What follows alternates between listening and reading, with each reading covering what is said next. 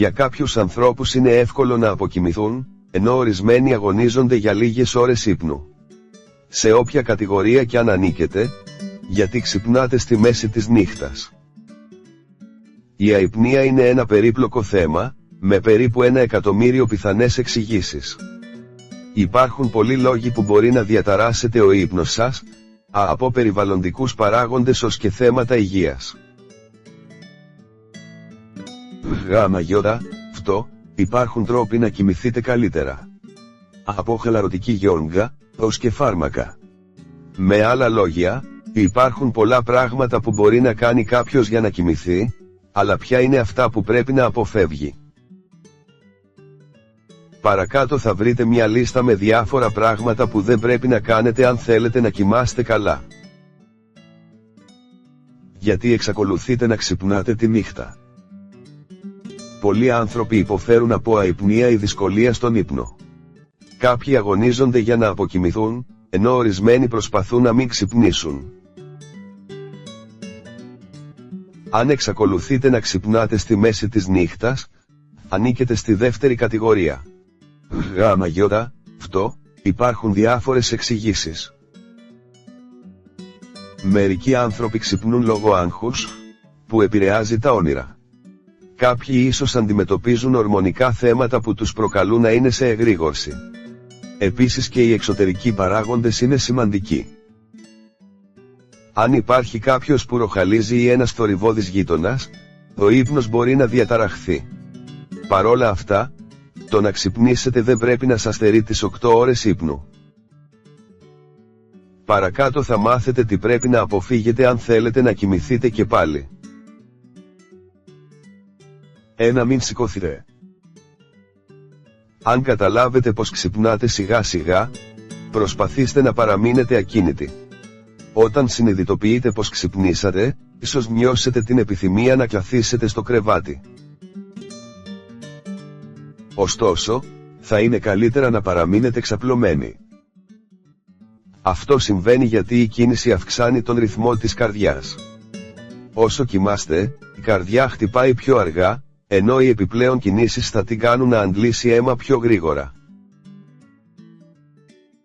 Αυτό με τη σειρά του αυξάνει τη ροή του αίματος προς τον εγκέφαλο, προκαλώντας εγρήγορση. 2. Μην ελέγξετε το κινητό σας τηλέφωνο. Μπορεί να έχετε ήδη ακούσει ότι οι υπολογιστές και οι οθόνες κάνουν κακό στον κύκλο του ύπνου σας. Ο τύπος του μπλε φωτός που εκπέμπουν, στέλνει σήματα σύγχυσης στον εγκέφαλο, προκαλώντας τους κυρκιαδικούς ρυθμούς να αναστατωθούν.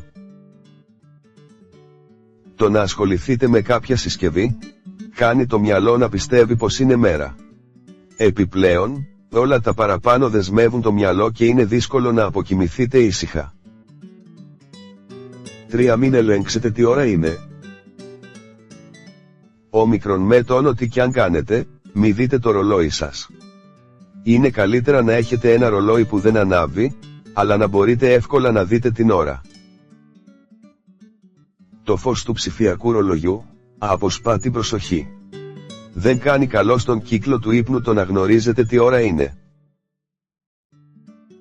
Αν για παράδειγμα δείτε πως είναι 4 το ξημέρωμα, θα σκεφτείτε πόσες ώρες σας έχουν απομείνει μέχρι να ξυπνήσετε και αυτό μπορεί να σας προκαλέσει άγχος.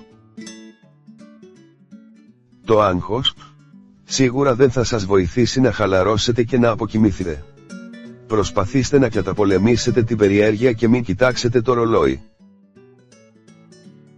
4. Μην ξυπνάτε τον σύντροφό σας. Μπορεί να θεωρείτε αυτονόητο, αλλά αν ξυπνήσετε πλήρως, προσπαθήστε να μην ξυπνήσετε και τον σύντροφό σας. Όλοι χρειάζονται ξεκούραση. Αν κάνετε θόρυβο ή ανήψετε το φως, πιθανότατα θα καταλήξετε άυπνοι, εκνευρισμένοι και νησταγμένοι και οι δύο. Φυσικά, υπάρχουν και εξαιρέσεις. Αν ο σύντροφός σας κάνει αρκετό θόρυβο στον ύπνο και σας ξυπνήσει, υπάρχει πιθανότητα να πρέπει να τον ξυπνήσετε και αυτόν. Αυτό θέλει ιδιαίτερη προσοχή αν κάποιος έχει άσθμα, απνία ύπνου ή αλλεργίες που μπορεί να συμβάλλουν στο ροχαλιτό και στη δυσκολία της αναπνοής. Αν συμβαίνει κάτι από τα παραπάνω, καλό θα ήταν να επισκεφτείτε ένα γιατρό. 5. Μην στριφογυρίζετε. Όταν κοιμάστε, όλο το σώμα και οι μύες είναι χαλαροί. Είναι φυσικό να θέλετε να κινηθείτε ώστε να επανέλθουν οι αισθήσεις σας, αλλά προσπαθήστε να αντισταθείτε. Οι μύες είναι χαλαροί γιατί έτσι είναι ευκολότερο να κοιμηθείτε. Δεν χρειάζεται να είναι ενεργοί κατά τη διάρκεια της νύχτας.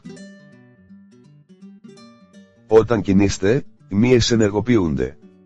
Μπορεί να δυσκολευτείτε να χαλαρώσετε και πάλι. Είναι καλύτερο να μείνετε ακίνητοι και να μην εντωθείτε, ώστε να αποκοιμηθείτε και πάλι. 6. Μη σηκωθείτε από το κρεβάτι για να ουρήσετε. Αν πίνετε πολύ νερό πριν κοιμηθείτε, υπάρχει μεγάλη πιθανότητα να ξυπνήσετε τη νύχτα και να θελήσετε να πάτε στην τουαλέτα. Ο μόνος τρόπος να αποφύγετε το ξύπνημα, είναι να πίνετε λιγότερο νερό πριν τον ύπνο. Ωστόσο, πολλές ιατρικές καταστάσεις κάνουν αναγκαία την ούρηση και το βράδυ. Όσοι πάσχουν από διαβήτη, οι έγκυες, οι άνθρωποι με προβλήματα στην κίστη ή με προστάτη, δεν πρέπει να αγνοούν αυτή την ανάγκη.